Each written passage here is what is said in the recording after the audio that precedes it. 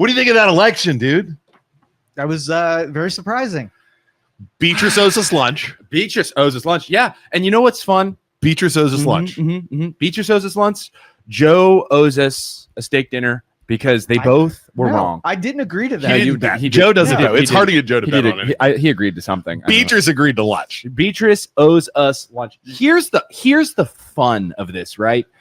I think I hope Youngstown is a little tiny example of where the country is going.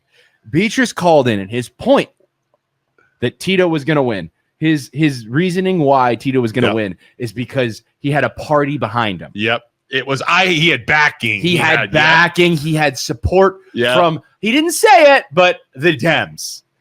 And that proved to be false. Not true. He lost by 10 points to Derrick. And I hope we're going in the direction of people will win elections, not stupid political parties. And that was so awesome to see him, Derrick, absolutely dominate. James says, good morning. Brian says, maybe Tito will call in today. I doubt it. I think he's going to just keep avoiding us like he always has. Megan says, AI Tito bringing back the Youngstown tune-up.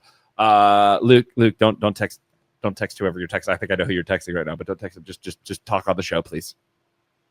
James, look at that South Range pullover. By the way, South Range Little Raiders last weekend brought home an OAC state title from the football tournaments in Sandusky. Yeah, this is an old basketball. Sorry. And I did notice that you told him not to text, and he did not pay any attention to you whatsoever. No. You are the Luke Wrangler. I expect more from that responsibility. No, you like if I were to get pissed at him, he would just get text more. So I kind of just we were actually talking about before we came live, Joe helping us set up our old studio. And he, I was trying to do it all myself. And I asked Joe, I was like, Joe, can you help me please set up? Absolutely. So he comes in. He's like, buy this, this. I didn't listen to anything he said. And then whenever we'd have problems, I'd call Joe. Right. I have a lot of problems. And I say, for sure. Get in your time machine, go back, do the frick I told you to do. I have issues. I mean, let's be honest. I have so many issues. Yeah. I remember, hey, during that time, Joe, I just want you to know, I told him, hey, just let Joe do it. Nope. Don't try and take the wheel. Just let Joe do it so that it doesn't screw up and it's good. And he's like,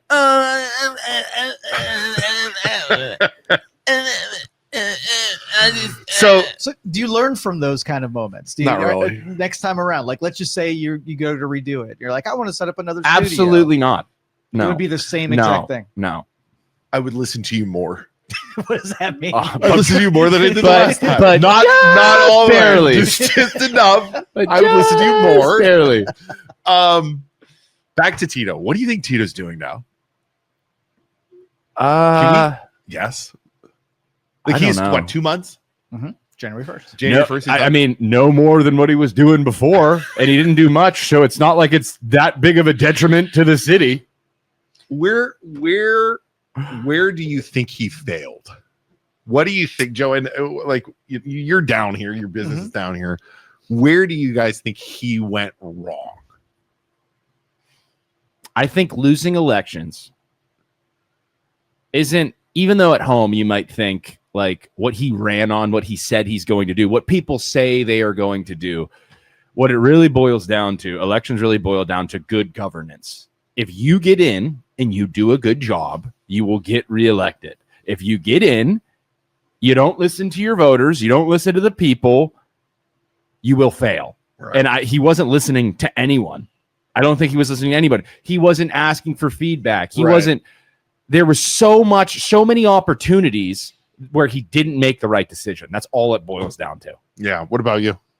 So I think Youngstown government is messy anyway, and it's very complicated, and you're pushing against a lot of headwinds.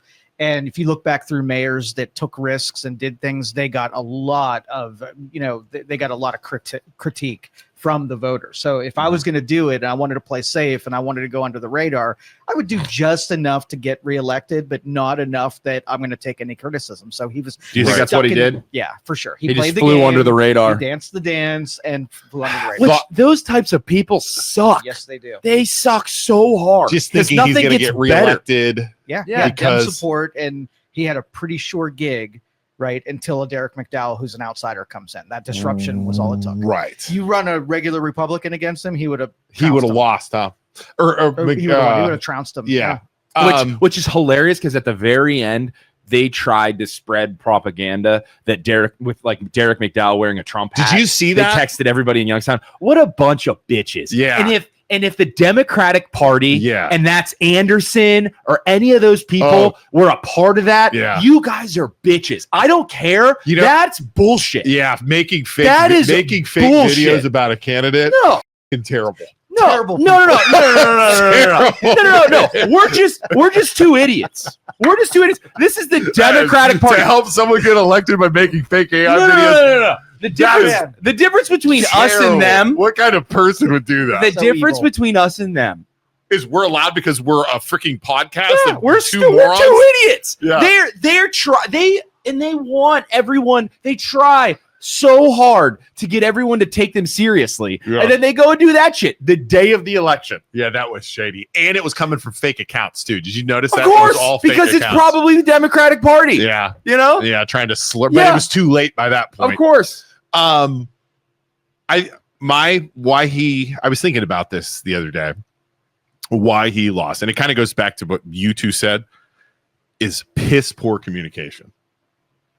And not just listening to people, because one of the biggest complaints I heard from the constituents and the voters in Youngstown were people they would call and they never get phone calls back. They would never get text messages. I think back. that's on purpose. I think they did that purposely. 100%, because they don't want to talk to people. It's easier just to ignore. There was nothing to say. What are you going to say? Right. I'm working the system over. I'm just doing the bare minimum to get by, and nothing's really happened. I'm only doing what I have to. Right. And then the communication back was he never got in front of things. Mm-hmm. He never was aggressive in communication, right? Until he was forced to be.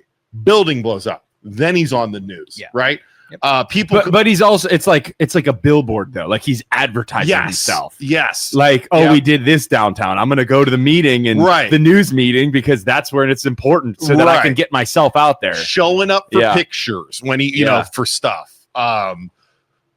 Just gross, nasty political stuff. And it wasn't like he ever proactive. Like the business's complaint was he was never proactive to reach out to them and say, hey, here's what we're doing for you. I reached out to him and they turned me down. So it wasn't matter that you reach out to them for what? I gave them a seat here to come down here once a month and talk about what the city's doing and let the voters know. Fireside chat.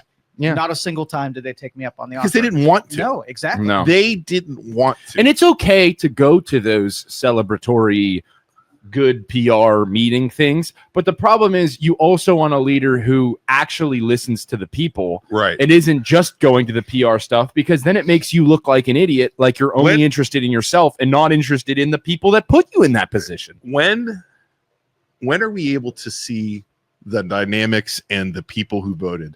Like I'd love to see the race, demographics, and parts of Youngstown. Parts of Youngstown. I would love to see that. I think that would be very big because we did that before the election, and we were kind of surprised because it was like split half white, half black Youngstown.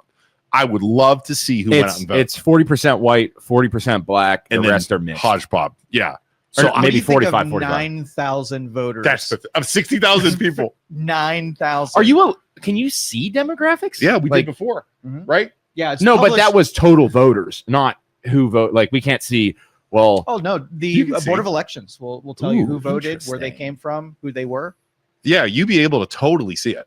Interesting. Yeah, you'll be able to see, and I think we needed that. When's it? I don't know. It probably takes 2 months to certify the entire election where everything's counted and we have to see that. I would be curious to see. Mr. Beatrice is a friend of ours, Uncle Beatrice. Uncle Dave. Yeah, and he works for the Board of Elections. He called me at when he had the results in hand, and he was telling me from a political standpoint, 10 points is a stomping.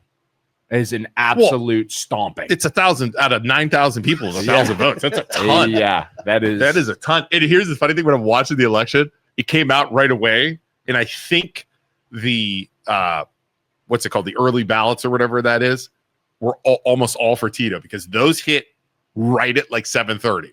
Okay, yeah, and it looked like Tito was up by Yeah. 1,000 votes. I'm like, Yeah. oh, how'd that go for you, bud? Right, How'd yeah. that go for you, bud? So my guess is all his people, family and people all went voted out early and voted Yeah. early, and you know what I mean. And they predicted 18, and it ended up being 30. That's great. That's great. Is I mean, it's Is good it? because it's Is it? good because it's more than expected. People Right. turned out, you know. Because there's what 50,000 registered voters. Or God 30? damn, is that depressing? It was a 30% turnout, really? I think it's because there were 60-some thousand people in Youngstown, and Right. like 40 or 50, if I remember Are correctly, registered? were registered voters. Okay. All right. Well, that's not so bad then. Let's talk about McDowell won every precinct in 4, 5, 7.